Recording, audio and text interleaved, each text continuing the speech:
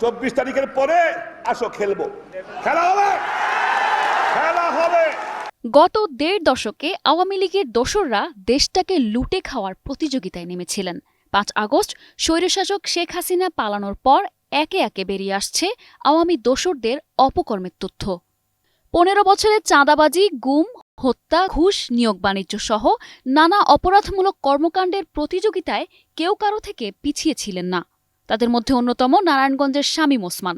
অভিযোগ আছে বহু গুম খুনের খলনায়ক তিনি। বিশেষ করে ৭ খুন ও ত্বকী হত্যায় সবার আগে আসছে তার নাম। আওয়ামী লীগের টিকিট পাওয়ার পর নারায়ণগঞ্জ ৪ আসন থেকে বিনা ভোটের নির্বাচনে হয়ে যান সংসদ সদস্য। ক্ষমতাচ্যুত হাসিনার দোসর সাবেক এই এমপি নিজ এলাকার মানুষের কাছে ছিলেন আতঙ্কের আরেক নাম।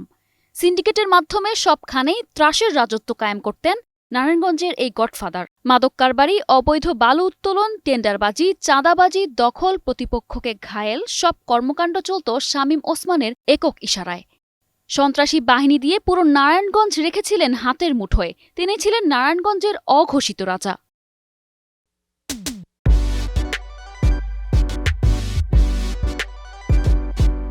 খোঁচাকুচি করবেন না, শান্তিমতো থাকেন।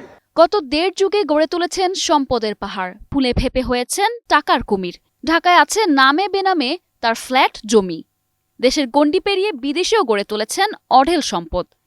শামীম ওসমান দুবাই, মালয়েশিয়া, তুরস্ক, কানাডা ও যুক্তরাষ্ট্রে টাকা পাচার করেছেন বলেও অভিযোগ আছে।